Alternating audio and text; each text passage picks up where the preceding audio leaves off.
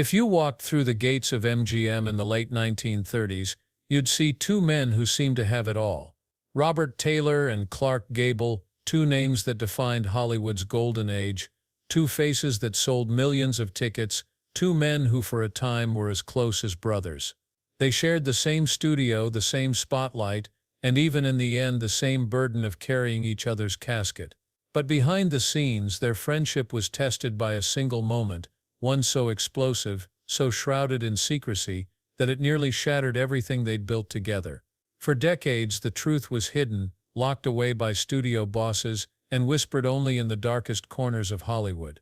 But now, the real story can finally be told the day Robert Taylor called Clark Gable a coward. To understand how it all began, you have to go back to a time when Hollywood was more than just a dream factory. In the 1940s, the world was at war, and the pressure on America's leading men was immense. Studios needed their stars to be symbols of courage, patriotism, and sacrifice.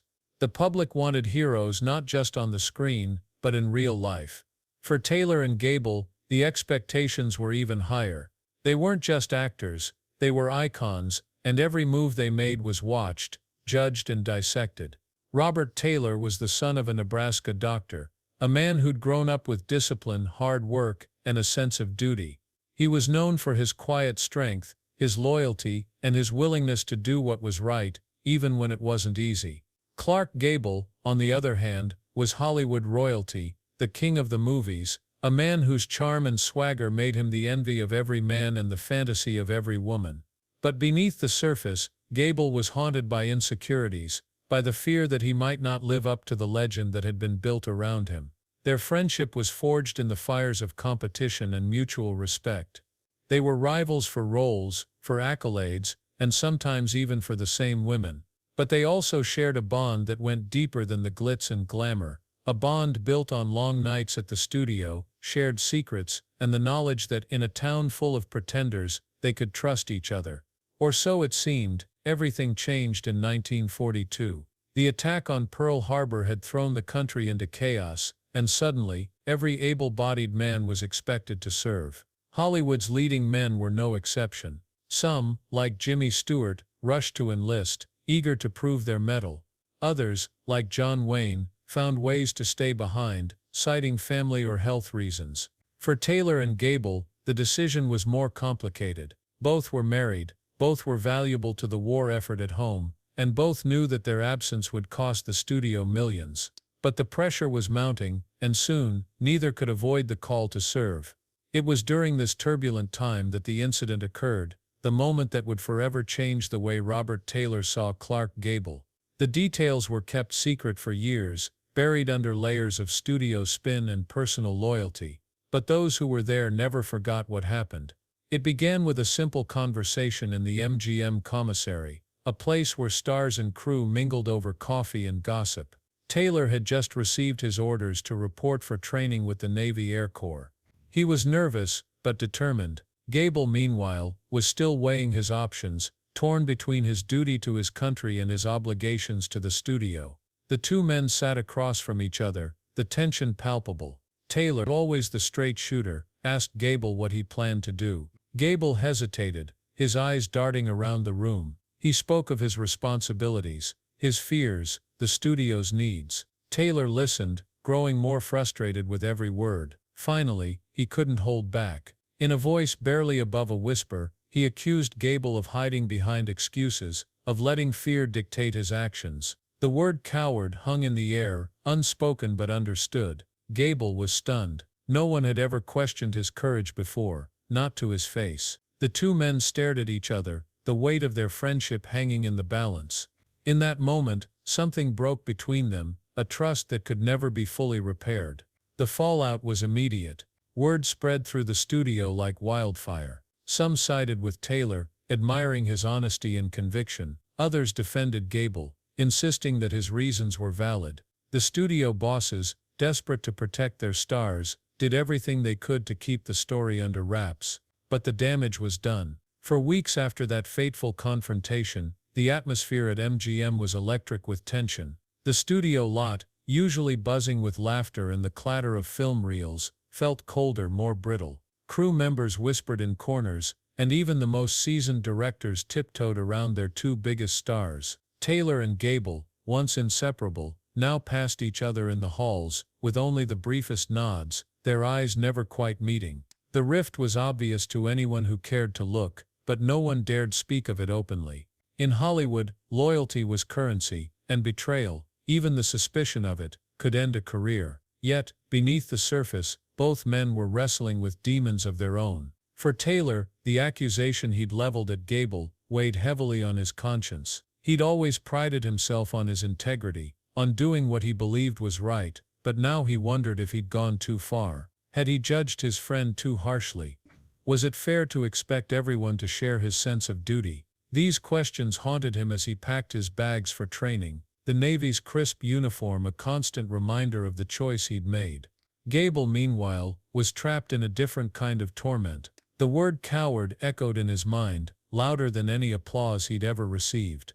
He replayed the conversation over and over, searching for a way to justify his hesitation. He thought of his late wife, Carol Lombard, who had died in a plane crash just months earlier, while returning from a war bond tour. Her loss had shattered him, leaving a void that no amount of fame or fortune could fill. The idea of leaving Hollywood, of risking his life in combat, felt unbearable.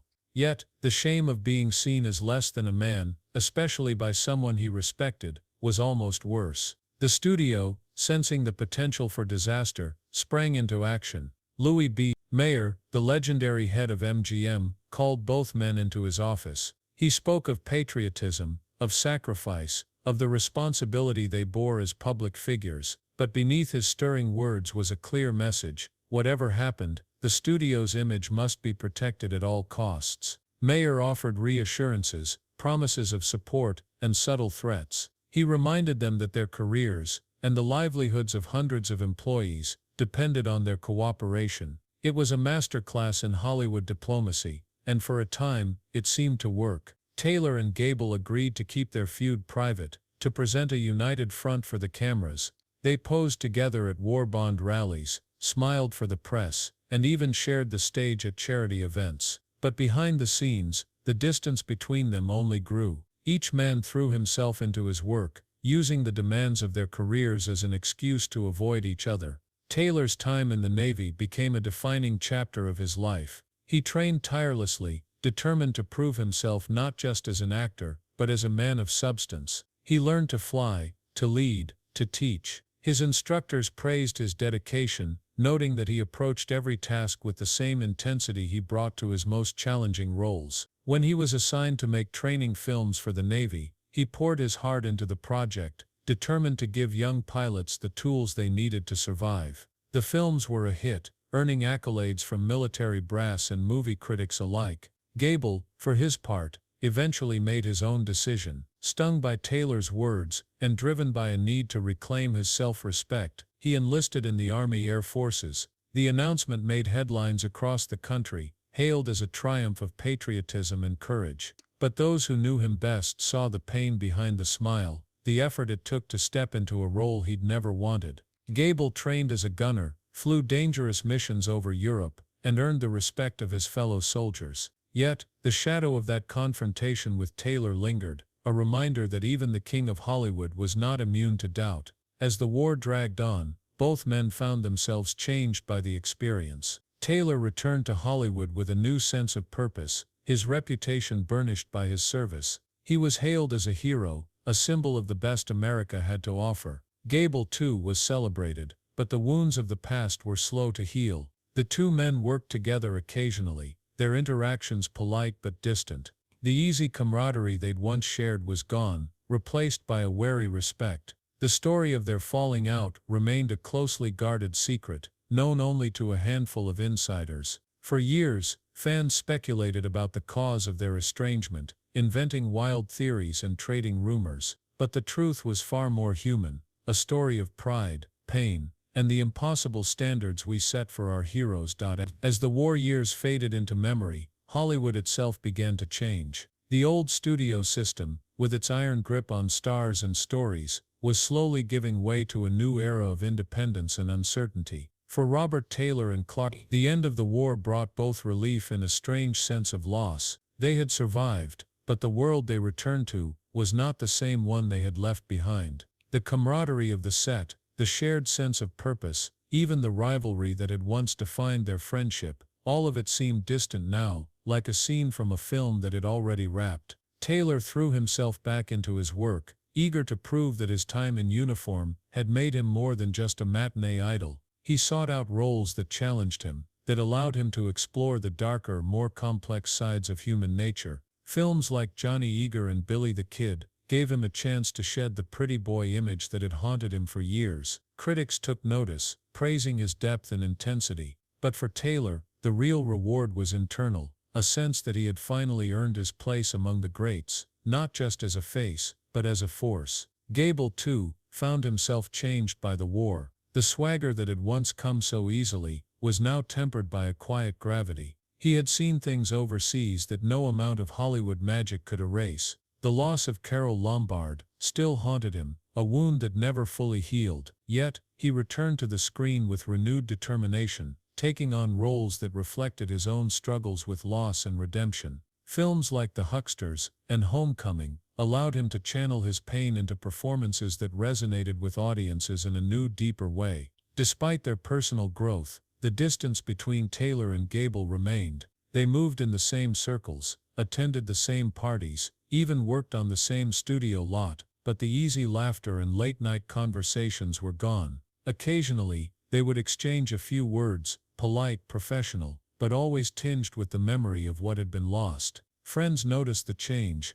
but no one dared bring up the past. In Hollywood, the unspoken was often more powerful than anything said aloud. The years rolled on, and both men built new lives for themselves. Taylor's marriage to Barbara Stanwyck became the stuff of legend, two stars at the height of their powers, navigating the treacherous waters of fame and fortune together. But even their union was not immune to the pressures of Hollywood. Rumors of infidelity, jealousy, and studio interference swirled around them, threatening to pull them apart. Through it all, Taylor remained steadfast, determined to protect the life he had built, even as the cracks began to show. Gable, meanwhile, struggled to find happiness after Lombard's death. He remarried, but the shadow of his lost love lingered. His career continued to soar, but the joy he once found in his work was harder to recapture. The war had changed him, and the world seemed to move on without him. Yet, he remained a fixture in Hollywood, a living legend whose very presence commanded respect. It wasn't until years later, at a private gathering of old MGM stars, that the truth about their falling out finally began to surface. The event was meant to be a celebration, a chance for the surviving members of Hollywood's golden age to reminisce about the glory days. But as the night wore on, and the drinks flowed, old wounds reopened. Someone, emboldened by nostalgia and perhaps a bit too much whiskey, asked Taylor about his friendship with Gable. For a moment, the room fell silent, all eyes on the man who had once called the king of Hollywood a coward. Taylor hesitated, the weight of decades pressing down on him. Then, in a voice roughened by time and regret, he spoke. He didn't repeat the accusation, didn't dredge up the details of that long-ago confrontation. Instead, he talked about the pressures they had faced, the impossible expectations, the fear that haunted even the bravest men. He spoke of Gable's courage, not just on the battlefield, but in facing his own demons, and he admitted, for the first time, that he had been wrong to judge his friend so harshly.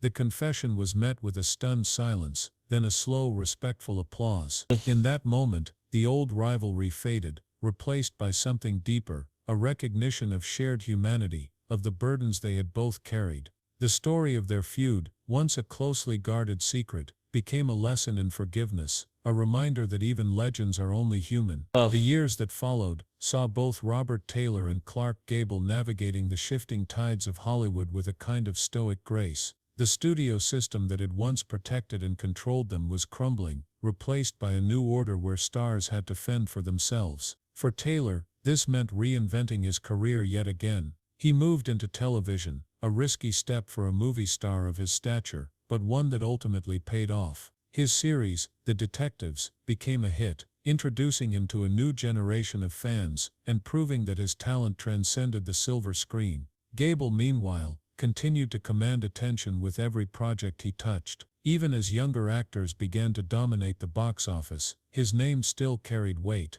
He took on roles that reflected his maturity, embracing the lines on his face and the wisdom in his eyes. Films like Run Silent, Run Deep, and The Misfits showcased a man who had lived, loved, and lost, and who was unafraid to show it.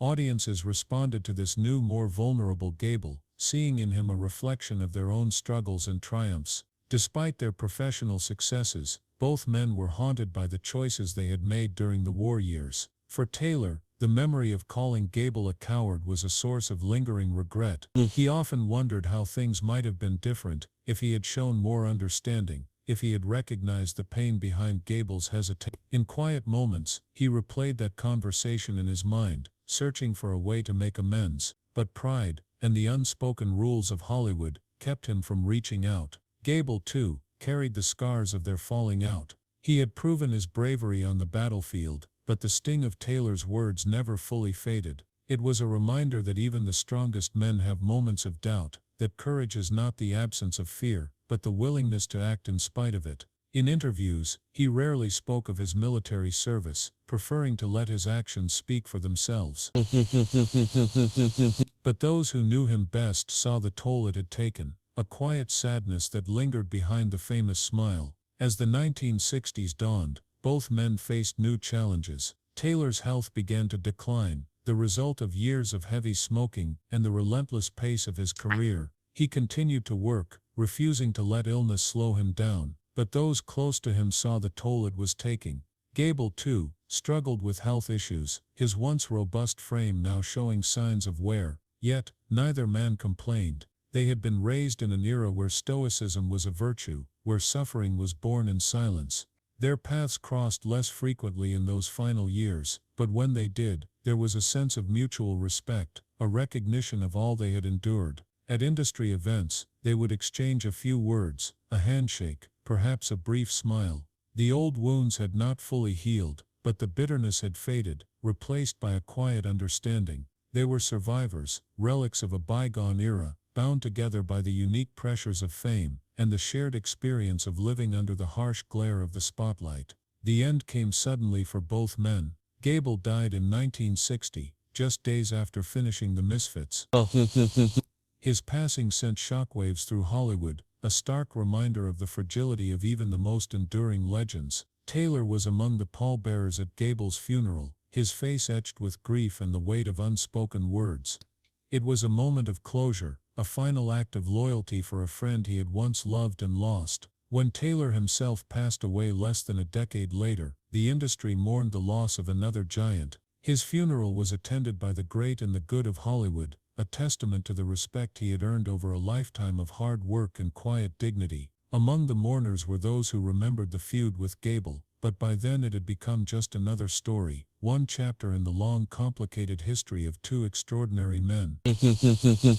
In the end, the incident that had nearly destroyed their friendship became a footnote, overshadowed by the legacy they left behind. Their story was not one of perfect heroes, but of flawed, complicated men who struggled to do what was right in a world that demanded nothing less than greatness. And in that struggle, they found something more enduring than fame, the hard-won wisdom that comes from facing your own fears and forgiving those who have hurt you. Long after the lights dimmed on their careers, the legend of Robert Taylor and Clark Gable continued to echo through Hollywood. Their names became shorthand for a certain kind of stardom, one built on talent, charisma, and the ability to weather storms both public and private. New generations of actors looked up to them, studying their films, reading about their lives, and wondering what it must have been like to walk in their shoes.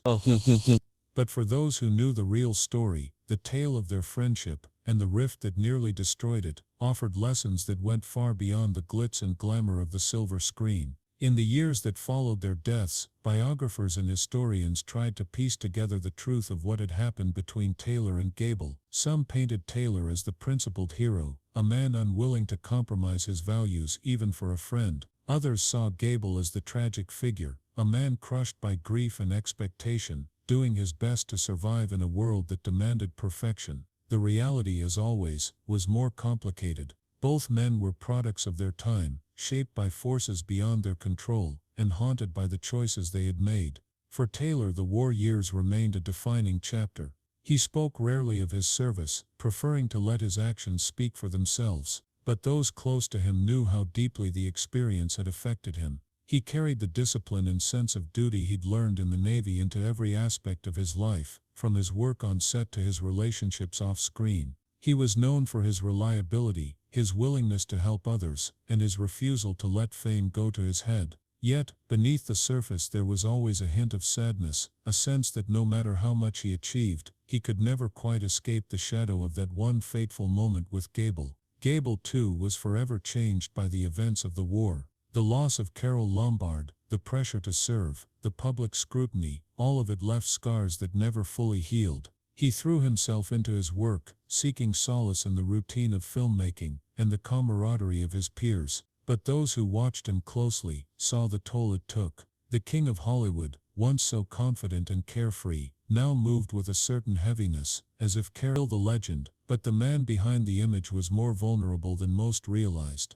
As the years passed, the story of their feud faded into the background, overshadowed by the larger-than-life roles they had played, and the indelible mark they had left on the industry. Hollywood was a place of dreams, but it was also a place of sacrifice, a world where friendships could be tested, loyalties strained, and even the strongest bonds broken by the pressures of fame. In private moments, Taylor was known to reflect on the lessons he had learned from his friendship with Gable. He spoke of the importance of empathy, of understanding that everyone carries their own battles, often hidden from view. He urged younger actors to support one another, to resist the temptation to judge too quickly or too harshly. You never know what someone else is going through, he once told a friend. Sometimes the bravest thing a person can do is simply keep going. Gable, for his part, found comfort in the company of those who accepted him for who he was, flaws and all. He cherished the friendships that endured, the colleagues who stood by him even when the cameras stopped rolling. In his final years, he became something of a mentor, offering advice and encouragement to the next generation of stars. He spoke little of the past, but when asked about Taylor, he would simply smile and say, "We had our differences, but he was a good man." Their story, in the end, was not one of bitterness or regret, but of growth and forgiveness. The incident that had once threatened to destroy their friendship became a catalyst for change, forcing both men to confront their own weaknesses and find a way forward. It was a reminder that even the brightest stars are only human, and that true greatness lies not in never falling, but in rising again after you've been knocked down. In the decades since their passing, the story of Robert Taylor and Clark Gable has become more than just a Hollywood anecdote. It's a parable about the price of fame, the weight of expectations, and the redemptive power of forgiveness. Their lives, so often reduced to headlines and movie posters, were in truth a tapestry of triumphs and failures, of moments both grand and painfully human. The incident that nearly destroyed their friendship, one man's accusation, another's wounded pride, was just a single thread in that tapestry, but it revealed more about their character than any role they ever played. For those who study the golden age of Hollywood, the Taylor-Gable feud is a window into a vanished world. It was a time when studios controlled every aspect of a star's life, when public image mattered more than private truth, and when the line between reality and performance was often blurred beyond recognition. In that world, vulnerability was a liability, and any sign of weakness could be exploited by rivals or the press. Yet, it was precisely this environment that forged the deep, complicated bond between Taylor and Gable, a bond that could withstand even the harshest of tests. Looking back, it's easy to see how the pressures of the era shaped their choices. Both men were raised to believe in duty, honor and sacrifice, values that were put to the ultimate test during the war years. Taylor's decision to confront Gable was born not out of malice, but out of a desperate need to uphold those ideals. Gable's hesitation, meanwhile, was not cowardice, but the very human response of a man grappling with grief, fear, and the crushing weight of expectation. In the end, both men did what they thought was right, even if it cost them their friendship. The years softened the edges of their conflict, allowing for a kind of reconciliation, if not in words, then in actions. Taylor's presence at Gable's funeral, and Gable's quiet support for Taylor during his own struggles, spoke volumes about the respect that endured between them. They understood perhaps better than anyone the unique burdens they each carried. In a town where loyalty was rare and friendships often fleeting, theirs was a connection that, despite everything, stood the test of time. For fans and historians alike, the story offers a powerful lesson. It reminds us that our heroes are not infallible, that even the most celebrated lives are marked by doubt, regret, and the need for forgiveness. The myth of Hollywood is built on the illusion of perfection, but the reality is far more interesting and far more inspiring. Taylor and Gable's journey from friends to rivals and back again is a testament to the resilience of the human spirit and to the possibility of redemption even after the deepest wounds. In the end, what mattered most was not the feud itself, but what it revealed about the men involved. Taylor's willingness to admit his mistake, to see Gable's courage in a new light, was an act of humility that few in his position would have dared.